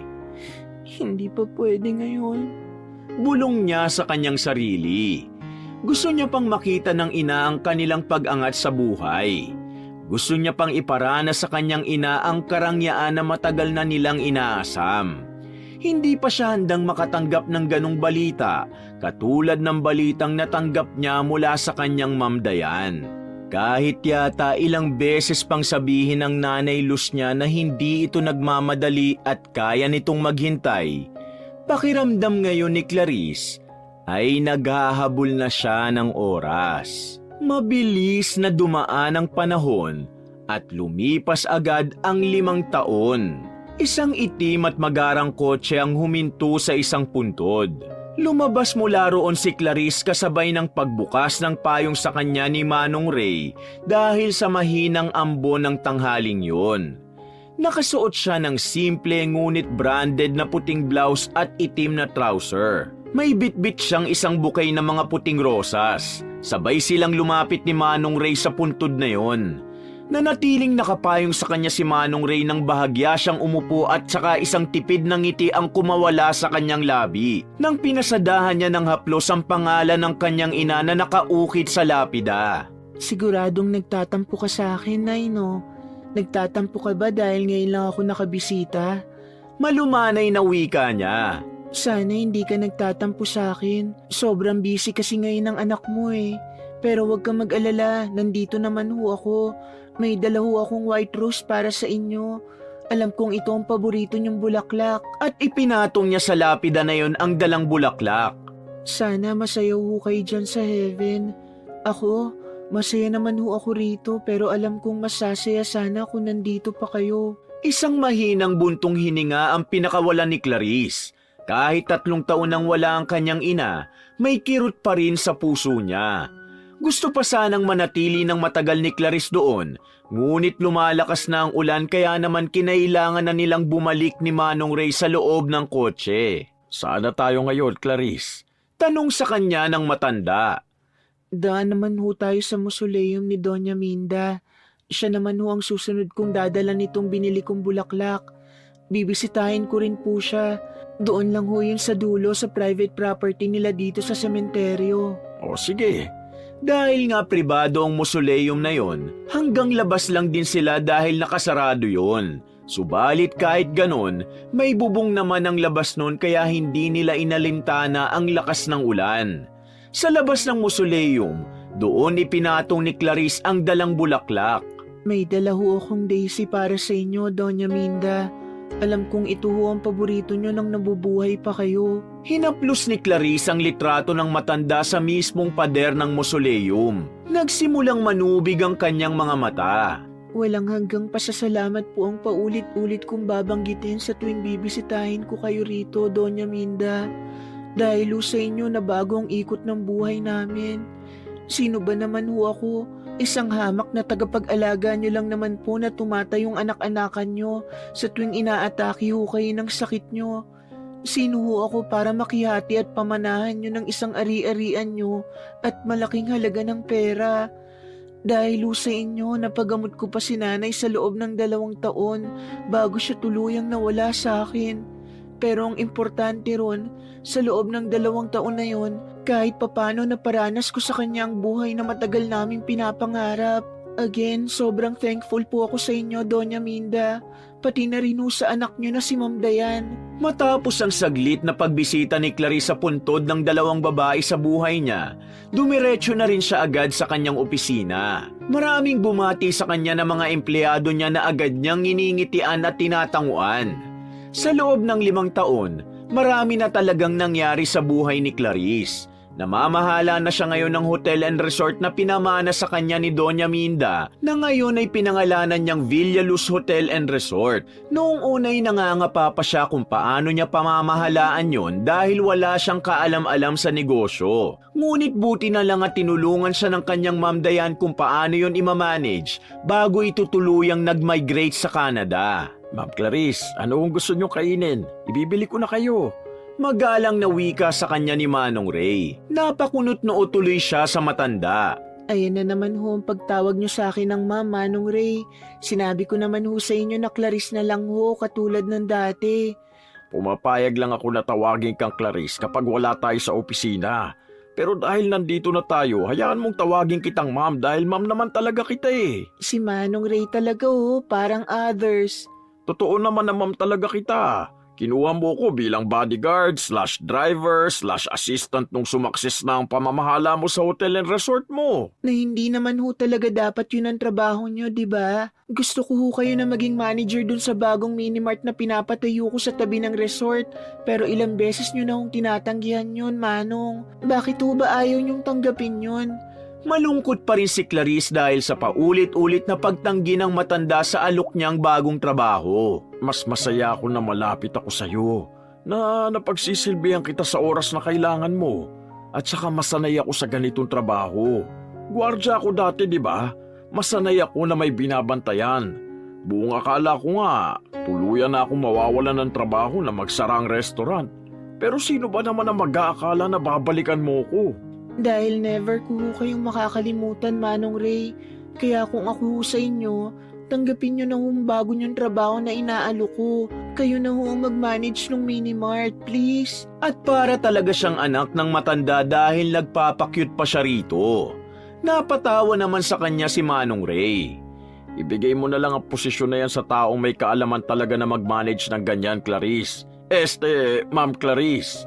Napailing-iling na lang si Clarice dahil alam niyang inaasar na lang siya ng matanda sa pagtawag nito sa kanya ng ma'am. Basta ho, kapag nagbago ang isip nyo, alam nyong bukas na bukas pa rin ang posisyon na yon para sa inyo. Naputol ang pag-uusap ni Clarice at Manong Ray nang may isang babaeng empleyado ang kumatok.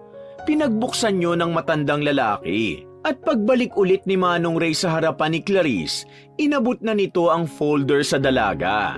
Yan na pala yung listahan ng mga reservation ng Villa Luz Hotel and Resort ngayong linggo.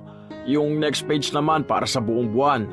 Tumango naman muna si Clarice bago niya binuklat na ang folder.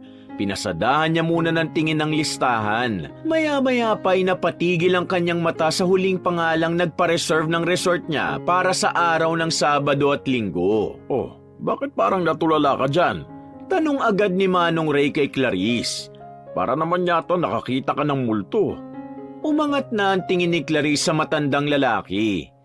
Nabasa ko lang ho yung pangalan ng tiyahin ko na nagpa-reserve ng hotel, si Tita Tess. Mabilis na lumapit si Manong Ray at saka umupo sa bangko na nasa harapan ng working table ni Clarice. Mahina pang hinampas ng matanda ang lamesa. Aba, teka, Tita Tess mo baka mo? Yung tiyahin mong mata pobre? Tanging sunod-sunod na pag-iling ang ginawa ni Clarice bilang pagkumpirma. Napagitla pa siya ng kaunti nang hampasin na naman ni Manong Ray ang lamesa. Nako, hindi ko makakalimutan lahat ng kasamaan ng tiyahin mo na yan. Tandang-tanda ko pa lahat ng kwento mo tungkol dyan sa babaeng yan ah. Ngayon ko na lang din po siya naalala, Manong. Sa tagal-tagal na panahon na ang lumipas, ngayon na lang ho bumalik sa alaala ko yung mga nangyari dati dahil sa nabasa kong pangalan niya rito sa listahan. Malumanay na sagot ni Clarice at saka muli niyang binasa ulit ang pangalan ng tiyahin niya. Anong gagawin natin? Anong gusto mong gawin? Tawagan na ba natin ang hotel para sabihin na ipapakancel natin yung reservation ng tiyahin mo? Napatawa naman si Clarice sa sinabi ni Manong Ray at saka siya napailing-iling pa ng konti. Ramdam niya kasi na mas gigil pa ang matanda sa tiyahin niya kaysa sa kanya. Bakit naman ho natin gagawin yun, Manong Ray? Aba, para mamroblema sila sa venue. Di nagantihan natin siya. Napatawa na naman si Clarice. Wag ho, Manong. Baka ho magkaroon pa ng bad reviews ang Villaluz. Ang mahalaga naman ho, magbabayad sila. Sa bagay, medyo isip bata ako sa naisip kong yon. Teka, alam kaya nila na pag-aari mo ang resort? Umiling si Clarice. Sa tingin ko ho, hindi. Wala naman hong koneksyon ng resort na makakapagturo na ako ang may-ari nun para malaman nila. Unless, ipinagtanong ho nila sa mga staff ng Villaluz. Pero tingin ko naman ho, hindi naman na sila mag-aaksaya pa na alamin yun. Ano ba nakasulat dyan sa listahan na event nila? Tanong ulit ni Manong Ray. Nakalagay ho rito, reunion eh. Family reunion. Tipid na sagot ni Clarice. Reunion? Aba, pwede ka palang pumunta dyan. Family reunion pala eh. Napatawa na naman ng bahagya si Clarice. Bakit naman ho ako pupunta dito, Manong Ray? At bakit hindi? Parte ka naman ng angkan nila. At saka, hindi mo ba gustong ipakita sa tiyahin mo na may narating ka na sa buhay? Hindi ba sinabi niya noon sa'yo na wala ka mararating? Ngayon mo isampal sa kanilang katotohanan na nakaangat ka na rin. Medyo napaisip si Clarice sa sinabi ni Manong Ray. Saglit din siyang nakatulala sa kawalan bago siya nagsalita. Hindi ko naman ho siguro kailangan na gawin pa yun, Manong. At saka kung tutuusin ho, wala pa naman talaga akong nararating sa buhay. Kung hindi ko nga lang po nakuha yung resort na yun bilang bigay sa akin ni Doña Minda, hindi ko rin po alam kung nasan ako ngayon. Ay naku Clarice, yan ang hirap sa'yo eh. Hindi mo ina-acknowledge yung mga ginawa mo. Bakit? Hindi pa naman sikat ang resort na yun na makuha mo, di ba? Halos hindi na nga yun napapakinabangan dahil napabayaan na kamo nung may-ari ng magkasakit na. Kaya kung tutuusin talaga, dahil din sa sipag at tiyaga mo kaya tuluyang lumago ang isang bagay na hinabilin sa'yo. Bakit? Sa tingin mo ba makakabangon niyang Villaluz kung hindi ka kumilos? Hindi ba't hindi? Mananatili lang yung dinadaan-daanan ng mga tao kung hinayaan mo na lang din yun. Tahimik lang si Clarice sa dami ng sinabi sa kanya ni Manong Ray. Ramdam din kasi ng dalaga ang pagiging totoo ng matandang lalaki sa sinasabi nito.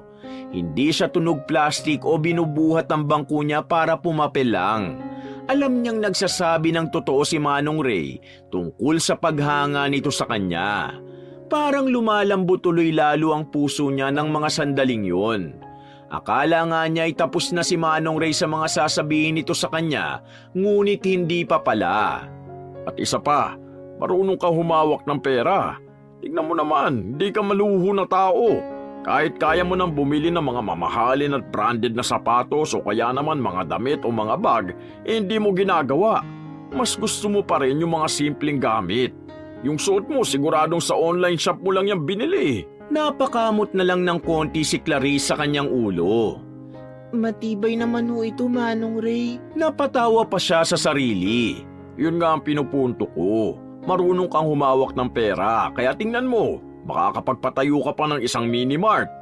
Napangiti na naman si Clarice nang maalala niya na ilang buwan na lang ang hihintayin niya at makikita na rin niyang nakatayo ang mini-mart na pinapangarap niya lang din nung una. Sa katunayan, kung hindi nga lang kita kilala at kung makakasalubong kita sa labas, iisipin kong simpleng empleyado ka lang at hindi may-ari ng isang kilalang resort.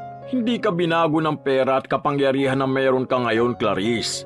Hindi tulad ng iba na kailangan pang ipangalandakan sa ibang karangyaan ng buhay nila sa pamamagitan ng pagbili ng mga mamahaling gamit.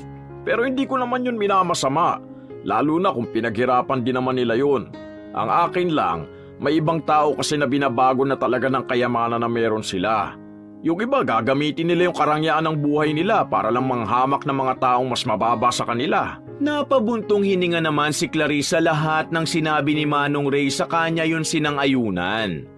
Tama ka ho, Manong Ray. Malungkot man pero may mga ganong klase ho talaga ng tao. Kaya nga kung ako sa'yo, pumunta ka na rin dyan sa reunion na yan nang sa ganun, may pakita mo sa kanila lalo na dun sa tiyahin mong matapobre na mali ang lahat ng mga panghusgan niya sa'yo. Patunayan mo na nandiyan ka na at hindi na lang ikaw yung babaeng pwedeng api-apihin. Hindi na lang ikaw yung babaeng utus-utusan. Bahala na ho, Manong Ray.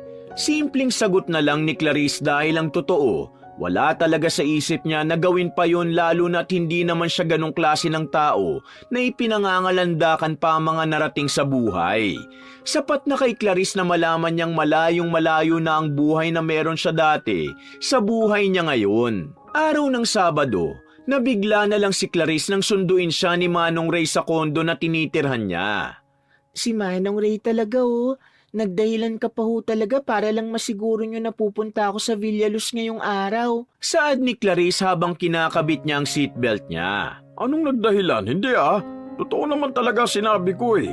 Kailangan mong pumunta sa site ng Minimart dahil kakausapin ka ng foreman. Tapos may mga kailangan kang i-check sa mismong resort dahil may sira na yung iba mga banyo. May isang cubicle pa nga na barado na eh. Alam naman ni Clarice na nagsasabi ng totoo si Manong Ray tungkol sa mga kailangan niyang intindihin sa Minimart at sa resort. Ngunit alam din kasi niyang tinaon talaga ng matanda na pumunta sila sa Villaluz ng mismong araw ng Sabado dahil ginaganap na nga roon ang family reunion kung saan nandoon ang tiyahin niya. Hindi tuloy alam ni Clarice kung ano ba ang dapat niyang maramdaman ng mga sandaling yon. Sa loob kasi ng lumipas na 5 taon, hindi na siya nagpakita sa tiyahin niya o sa kahit na kaninong kamag-anak nila. Tandang-tanda niya kasi noon na wala talagang pumunta ni isang kamag-anak mula sa side ng papa niya nang mamatay ang kanyang ina. Medyo inaasahan niya pa yon dahil nga noon pa man, taliwas na ang pamilya ng ama niya sa nanay Luz niya. Hindi tanggap ng pamilya ng papa niya ang ina niya dahil nga mahirap lang ito at walang pinag-aralan. Kaya nga hindi na talaga siya nagtaka nang walang sumipot sa mga ito nung burol o kahit na nung mismong libing. Dahil nga mauunang madaanan ng sasakyan ng pinapatayong Minimart ni Clarice kesa sa resort, inuna niyang munang puntahan ang Minimart para makausap ang foreman. Tumagal din ng 1 oras ang pag-uusap nila dahil nililibot din siya ng foreman sa site. Pagkatapos noon ay dumiretso na rin sila sa resort. Talagang trabaho lang naman ang ipinunta ni Clarice doon, ngunit hindi niya akalain na sa pagpasok pa lang niya sa bungad ng Villaluz Resort, matatanaw na siya agad ng matapobreng tiyahin niya na si Tess. Naka-floral pa ito na dress na kulay itim. Kitang-kita na agad ni Clarice ang nakataas na kilay ng tiyahin niya habang diretsyong nakatingin sa kanya. Napatingin na rin sa pwesto niya ang ilan niyang kamag-anak, ngunit nanatili lang ang mga iyon na nakaupo sa mahabang mesa. Habang ang tita Tess niya at ang pinsan niyang si Hugo ang nagmamadaling lumapit sa kanya. Hoy, ikaw, anong ginagawa mo rito, ha? Pasigaw na agad na tanong sa kanya ni Tess. Oo nga, di ka naman imbitado rito Tsaka paano mo nalaman na may family reunion kami, ha? Baka nang i-stalk ka. Stalker ka kaya nalaman mo nandito kami. Dinuduro-duro pa siya ng kuya Hugo niya. Unang-una, hindi ako stalker. Hindi. Paano mo nga nalamang nandito kami? Galit pa rin na tanong sa kanya ni Hugo. Sasagot na sana si Clarice ngunit nagsalita naman ang tiyahin niya kaya napunta rito ang atensyon niya. Talaga bang pinipilit mo pa rin na parte ka ng pamilya kaya kahit dito sa family reunion isinisiksik mo sarili mo, Clarice? Pagak na tumawa ang ginang habang may panlalait na tingin sa kanya. Kawawa ka naman. Alam mo, naaawa ako sa'yo eh. Talagang pipilitin mo na makibagay sa pamilyang to kahit ang totoo, isinusuka ka na ng lahat. Paano ka naman babagay sa amin? Tignan mo nga yung sarili mo. Tinuro pa ng ginang ang kanyang paa pataas sa kanyang ulo gamit ang hawak nitong pamaypay. Ano ba yung suot mo? Kupas na pantalon, puting blouse? Wala ka na talagang pinagbago. Hampas lupa ka na nga, hampas lupa pang itsura mo. Wala naman ho sa damit ng isang tao yan, Tita Tess. Kahit ano pa ang suot nila, kahit gaano pa kabongga o kasimple, dapat magbigay naman ho tayo ng respeto. Ang dating ho kasi ng ugali nyo, kapag mahirap lang, ang tingin nyo na ho ay mababang kalidad na sila ng tao na hindi nararapat na respetuhin. Panlalaban na sagot ni Clarice kahit malumanay pa rin ang tono ng pakikipag-usap niya. Tumawa na naman ang kanyang tiyahin. Malakas yun na para bang ipinaririnig talaga sa lahat na may nakakatawa sa sinabi niya. Sinasabi mo ba na dapat respetuhin kita? Bakit? Sino ka ba sa inaakala mo? Sino ka ba para sabihin yan? Ha? Karespe-respeto ka ba tao? May narating ka na ba sa buhay? Anong pwede mong maipagyabang para naman mabigyan kita ng respeto? Taas kilay na naman nasabi ng Tita Tess niya habang nanlilisik ang mga mata. Sasagot na sana si Clarice, ngunit sumabat naman ang pinsan niya na may kasama pang nangaasar na tawa. Kailangan pa bang itanong yan, ma? Suot pa nga lang nitong si Clarice, halatang wala man lang nagbago sa buhay niya. Halatang naghihirap pa rin. Tumawa na naman ito. Teka, kung hindi ka stalker, siguro janitress ka rito sa magandang villa na to, no? May punto ka dyan, anak. Nagtatrabaho ka ba rito, Clarice? Anong trabaho mo? Taga-kuskus ng kubeta? Kung katulong ka pala rito, siguro naman pwede kitang utusan. Nabigla na lang si Clarice nang agawin ng Tita Tess niya ang hawak na baso ng juice ni Hugo at sa kanya yun ibinuo sa mismong sahig malapit sa paa ni Clarice. Napaatras si Clarice at saka masamang tumingin sa tiyahin niya nang umisi pa ito sa kanya. Oh, ano pang ginagawa mo? Bakit nakatingin ka lang dyan? Kumilos ka na at linisin mo na itong kalat. Utos sa kanya ng ginang. Utusan man ako rito o hindi, hindi pa rin tama ang ginawa mo. Magkakalat ka para ipalinis mo sa iba, para pagmukain mo na naman ang sarili mo na mas nakakaangat ka kaysa sa ibang tao. Medyo tumaas na rin talaga ang boses ni Clarice dahil naiinis na siya sa sama ng ugali ng tiyahin niya. Ay bakit? Na-offend ba kita sa inutos ko? Utusan ka lang naman talaga dati pa eh. Kaya dapat sana, sanay na sanay ka na sa mga ganyang klase na mga utos. Oo nga, utusan ka lang naman namin dati. Sundin mo na yung utos ni Mama at baka madulas pa siya dyan sa natapon na juice. Segundo naman ni Hugo na tinuro-turo pang sahig. Nanatiling nakatayo si Clarice habang lihim na nakakuyom na ang kamao niya sa sobrang inis. Pinipigilan niya lang talaga na sumabog sa galit. Ano? Hindi ka pa rin ba talaga kikilos? O baka naman gusto mong isumbong pa kita sa manager nitong resort? Grabe, hindi ako makapaniwala na hindi man lang dumaan sa HR nitong resort yung credibility mo na maging utusan dito. Ang ganda pa naman ng resort at halata pang sosyal.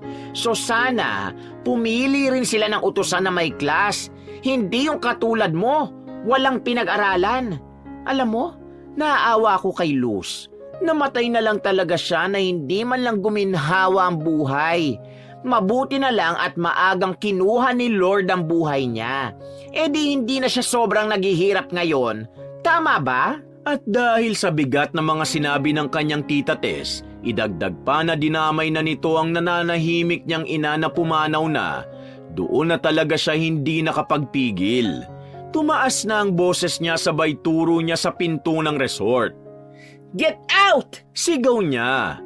Tumawa naman ang nakakaloko ang ginang. Get out? Pinapaalis mo ba kami? Sino ka para gawin yan? I said, get out! Umalis na kayo ng resort na to. Ngayon din! May diin pa rin sa sinasabi ni Clarice. Kitang-kita talaga sa mukha niya ang galit, lalo na tinuro-turo na rin niya ang pinto ng resort. Tumawa naman ng malakas si Hugo. Napahawak pa siya sa tiyan niya na parang nakakatawa talaga ang eksena. Lakas ng loob mo na paalisin kami ah. Alam ba ng manager mo na ganyan ang ginagawa mo sa mga customer at guest nitong resort? Hindi na kailangan malaman ng manager na paaalisin ko kayo dahil ang salita ko ang batas. Uulitin ko. Umalis na kayo ng resort na to dahil ayoko nang makita pang pagmumukha nyo. And don't worry, i-refund ko ang lahat ng binayad nyo. Now, do me a favor. Huwag kayo rito sa resort ko magkalat ng kasamaan ng ugali nyo! Sigaw na naman ni Clarice. Kitang-kita ng dalaga na parang hindi naniniwala sa kanya mag-ina. Saglit na nagkatinginan pa si Tess at Hugo bago muling ibinalik ang tingin kay Clarice. Nakaangat na naman ang isang kilay ng ginang bago tumaas ang isang gilid ng labi nito. Teka, nabingi yata ako sa sinabi mo. Tama bang narinig ko? Sinabi mo na pag-aari mo itong resort? Mukhang bukod sa hampas lupa ka na nga, ilusyonada ka pa. Hirit ng tiyahin niya. Nakita na ni Clarice sa gilid ng mata niya ang pagpasok ni Manong Ray. Nahuli kasi ito dahil sa pagpark ng kotse, kaya tinawag niya na ang matandang binata. Manong Ray, pakisamahan na nga ho ang mga ito palabas ng resort ko. Ayoko nang makita ang pagmumukha nila sa vicinity ng pagmamay-ari ko. Simula ngayon, hindi na sila makakatuntong pa sa Villa Luz. Seryosong-seryoso na saad ni Clarice. Agad na sumunod sa kanya si Manong Ray. Hinawakan ng matandang lalaki ang tiyahin niya, ngunit agad itong nagpumiglas. Bitiwan mo nga ako? Anong kalokohan to? Galit na sigaw ng tiyahin niya. Ang ilan sa mga kamag-anak nila na nakaupo kanina sa mesa ay nagtayuan na rin para panoorin ang mas mabuti ang nangyayari. Ngunit kahit ganun, hindi naman sila nakikialam o sumasali sa away. Nang mga sandaling yon, si Clarice naman ang nagtaas ng kilay sa tiyahin. Hindi to isang kalokohan lang, Tita Tess. Akong masusunod dahil ako may-ari ng resort. Pagdidiin ni Clarice. Nakita na naman niya ang pagkagulat sa mukha ni Tess at ni Hugo. Halatang hindi pa rin sila makapaniwala. Palalagpasin ko na lang sana ang lahat ng kasamaan nyo. Kahit yung kasamaan nyo noon at ngayon, babaliwalayin ko na lang sana yon. Hahayaan ko na lang sana ang lahat, total 5 taon na rin naman ang nakakalipas. Pero hindi ko pala kaya na hindi yun pansinin. Lalo na't wala pa rin pinagbagong pagiging masama ng ugali nyo. Wala kayong kasing sama! Hindi ako naniniwala na pag-aari mo ang resort na to. Sa dami ng sinabi ko, talagang nag-focus ka sa bagay na kung pag-aari ko ba talaga o hindi ang resort? At bakit? Hindi mo ba kayang patunayan kung pag-aari mo ba talaga to? Naghahamon na wika sa kanya ng ginang. Hindi pa ba sapat na patunay ang pagpapakaladkad ko sa inyo paalis ng resort na to? Oh well, in the first place, wala naman akong dapat na patunayan sa inyo. Kaya Manong Ray, patanggal na ho ng mga basurang to sa resort ko. Masyadong makalat, masyadong umaalingasaw ang baho. Pakitawag na rin ho yung guard kung kinakailangan. Lalo na't hindi lang naman itong mag-ina na to paaalisin ko. Kundi lahat kayo. Lahat kayo na kamag-anak ni Papa! At dinuro pa ni Clarice ang iba niya pang kamag-anak na nasa may hindi kalayuan lang. Madami ang umalma sa sinabi ni Clarice. May tumawag pa sa kanya na mayabang. Ngunit sa lahat ng nagsalita, ang tita Tess niya at si Hugo ang bukod tanging pinagtuunan niya ng pansin. Lumaki naman na yata bigla ang ulo mo. Halata naman na galing sa hindi magandang bagay kaya nakuha mong resort na to. Hulaan ko, may asawa kang matanda no? Sugar daddy? Wala ka rin katulad sa babaeng mababa ang lipad eh. Ginagamit ang katawan para makuha ang gusto. Nasaan ang sugar daddy mo? Ilabas mo nga! O baka naman itong matandang to ang asawa mo? Tinuro pa ng tiyahin niya si Manong Ray. Doon na nga hindi nakapagpigil lalo si Clarice. Inisang hakbang niya ang pagitan nila ni Tess at saka isang malakas na sampalang iginawad niya sa ginang. Gulat na gulat ang lahat sa ginawa niya. Umalma rin si Hugo ngunit hindi na ito nakalapit pa kay Clarice dahil saktong dumating na rin ang ibang mga gwardya ng resort at hinawakan ng binata. "Walang iya ka! Sino ka para saktan si Mama?" Sigaw ni Hugo. Ang kapal ng mukha mo! Wala kang utang na loob! Galit na sigaw din ang tita Tess niya na hawak-hawak naman ni Manong Ray kaya hindi rin magawang makasugod sa kanya. Utang na loob na naman? Wala ka na bang ibang linyahan, tita? Masyado na hong gasgas yan. Mayabang ka. Nagkaroon ka lang ng resort, akala mo ang yaman-yaman mo na? Ayokong ipagyabang dahil hindi ho ako katulad nyo. Pero malayo na ho ako sa Clarice na nakilala nyo. Malayo na ho ako sa naghihirap na Clarice. Lahat ng natatamasa ko ngayon, pinaghirapan ko ng dugo at pawis ko. Alam nyo kung bakit? Para patunayan sa inyo sa susunod na paghaharap natin na may narating na ako sa buhay. Na hindi ako pumayag na maging tama ang lahat ng sinasabi nyo. Bumuntong hininga muna si Clarice bago magpatuloy sa kanyang sinasabi.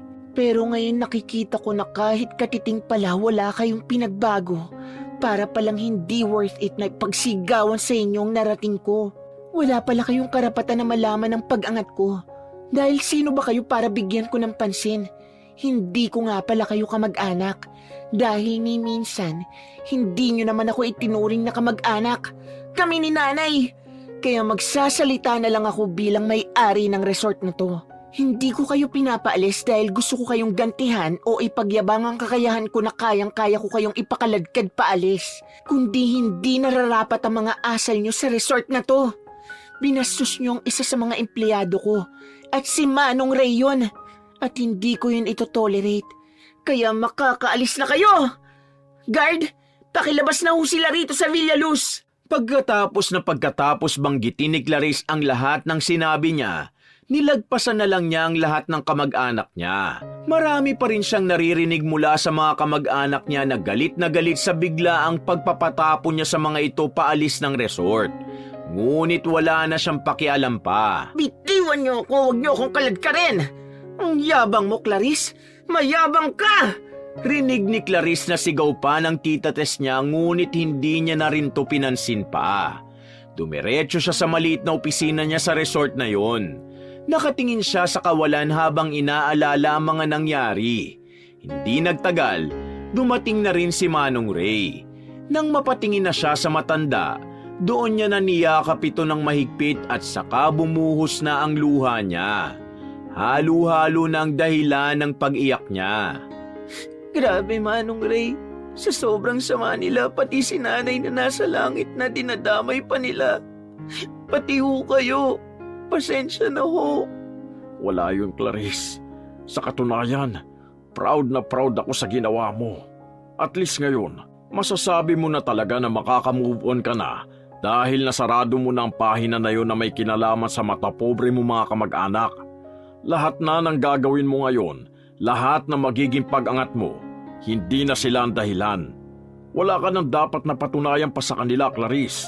Ang kailangan mo na lang na patunayan ay ang pagiging masaya mo para makita ng Nanay Luz mo sa langit kung gaano ka kasayang naabot mo ang mga pangarap kahit na wala na siya sa tabi mo. At kailangan mo rin patunayan na kahit gaano pa kataas ang maging pag-angat mo, hinding-hindi papasok sa ulo mo ang karangyaan.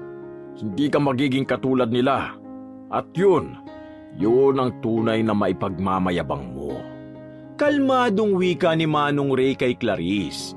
Tumangu-tango naman si Clarice dahil alam niya sa sarili niya na hinding-hindi siya tutulad sa mga kamag-anak niyang ang tataas ng tingin sa sarili. Malalakas at sunod-sunod na palakpakan ang agad na narinig ni Clarice pagkalabas niya pa lang sa stage kung saan siya nakaset para ma-interview sa isang noontime show na may kinalaman sa young businessman in the Philippines. Tanaw na tanaw niya ang dami ng tao. Ngumiti naman siya at kumaway-kaway pa ng bahagya.